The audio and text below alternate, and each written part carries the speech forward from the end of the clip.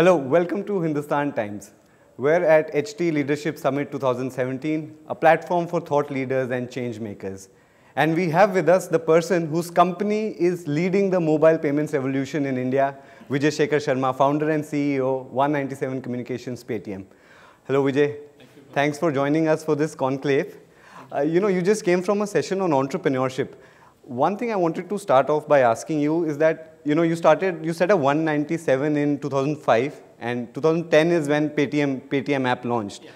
It's been a long journey, and you dealt with a country where there was no history of digital payments. It was completely new. There must have been a lot of challenges getting people used to this. Now, I wanted to ask you, at some point, what were the struggles, and what did you tell yourself then to, go on with this?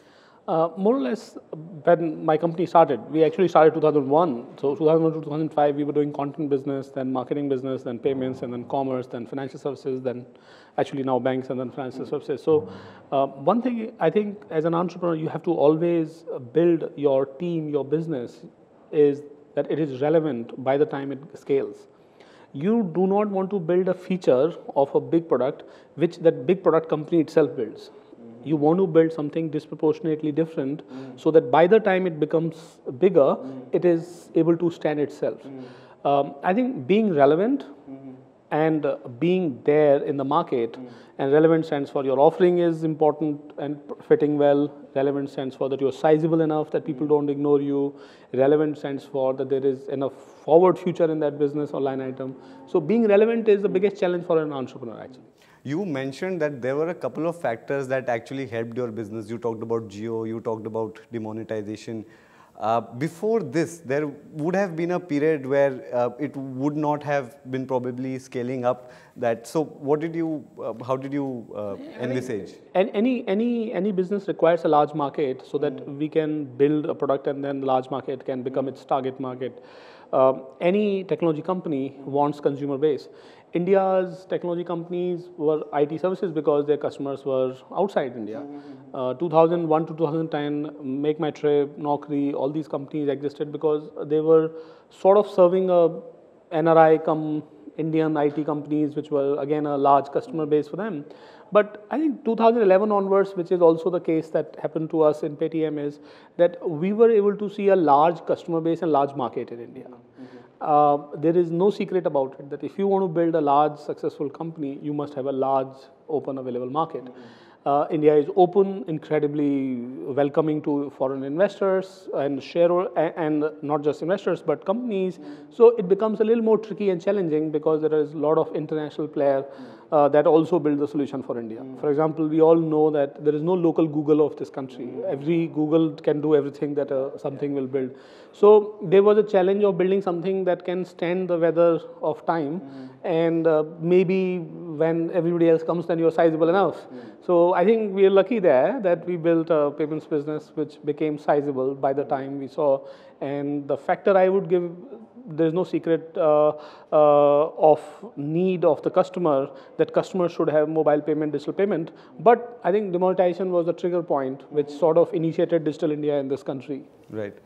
Vijay, so I mean, you have become ubiquitous service for payments in India, and you have a very large customer base. That seems to tell that you sort of figured out what consumers want, how they interact, what they did. So, I'm sure a lot of people now know that you don't take out-of-the-box solutions from US or China and just implement it here. They don't work. It has to be an indigenous service. The question that I'm leaning to is that what you do, technology and data science is at the core of it. I wanted to ask you what is your view on the engineering talent coming out of India? How are they competitive at a global stage? What do you think? Yeah, I think to build a large consumer internet service, you have to have large technology set of talent in the team, people in the team. And to have that, there is no secret about large number of engineering colleges in India, number of people who get graduated in engineering in India. So India has been producing incredible engineers for long. Except that earlier they were going out of India. So that is why we have Sundar Pichai, Satya Nadella, to everybody else who are world leader CEOs and known for their technology capabilities, that they run such large companies. So I'd say that India has tremendously large volume of good engineers. Discovering them is a tough. filtering them out so that they can become part of your large tech team and stuff. But India has enough and ample supply. That does mean that you're sort of trying to figure out 1,000 out of 10,000 or 1,000 out of 100,000. So that is the gap on the challenges in India. Because of the volume, it becomes overwhelmingly tough to discover few. But the best that you get there, are they good enough? I think there is no doubt about it that Indian engineers are totally good and worth, and people are from Bay Area or Valley coming to India, as we saw and seeing. I think Indian engineers are totally world class. There is nothing less. There is no confusion. I think so many technologies in the world are being built by people in India, and Indian companies now finally are building for India. Yeah, great. I wanted to ask you, Vijay, Alibaba is a major investor in Paytm. Now, how important, and I'm not asking from a financial point of view, how important is this international collaboration? Is there a lot of intel knowledge sharing over there? How does it work? Yeah, I think one of the most important things that international partnership brings is and there are two kinds of international partnerships they can build. One is pure commercial, one is pure commercial and business. Our partnership has been commercial and business both. So we get to see what is working out in the world. China, Hong Kong, all these markets, Asian markets are sort of world leader in financial technologies. What consumers are seeing there, what kind of companies are building the solutions are first being done there. There is no set of example that is in US or Europe there. So we sort of get an advantage, I'd say, because we have an investor there. So we can go there, understand and ask questions. Why is it being done? Why is it being done? And then we come back, and we've never tried taking the same technology, by the way. In other words, we're not even trying to implement that technology. We have only tried to learn what was the customer need and how was it solved. And in India scenario, it is solved in its own India way. I'll give you an example. In China, the payment is done. User shows the phone, and shopkeeper scans the QR code. Because every shopkeeper, just like US, kept a POS computer, large shopkeeper, and there is a large amount of large shopkeeper volume there. So the payment flow was, customer was showing QR code. But in India, we knew that shopkeeper has not invested in computer, has not invested in a QR or a barcode scanner. So the workflow that we built in India was totally 180-degree away. Customer opens the phone and scans the QR code, not the shopkeeper scans the QR code. Now that is only possible if you know why they built QR code and why is this person scanning the QR code, versus when you come to India, no, it won't work. So one of the things that we all Indians know is that whatever has been built in the world will definitely be a guidance of what needs to be done. But ultimately, it will be built in India, made in India. Yeah. So like you said, payments in India and mobile revolution in India has had a different journey than it had in China or in West, So I wanted to ask you this, how do you see mobile payments 5 years down the line? What more innovative things can come in this platform? How will it evolve? So the two beautiful things that are happening in mobile payments is that while the world is discovering, in US there is no mobile payment at scale that is in India. Okay. So surprisingly, India is now ahead of US, and our active user volume is ahead of even, I think by the year end we'll topple PayPal as a volume itself. Okay. Wow. So we will become bigger than PayPal as a number of user and transactions there. Now, giving that as a number here, what I think 5 years forward, if you notice, everybody is trying to build what is needed, and new technologies are coming. So smartphone is giving way, if you notice, to the technology in the ether. I call them technology in the ether, not in the cloud, which means you can speak to this device, which is called speaker. You can swing and this shows up. You can swing your glasses. So the payment will become equally ubiquitous.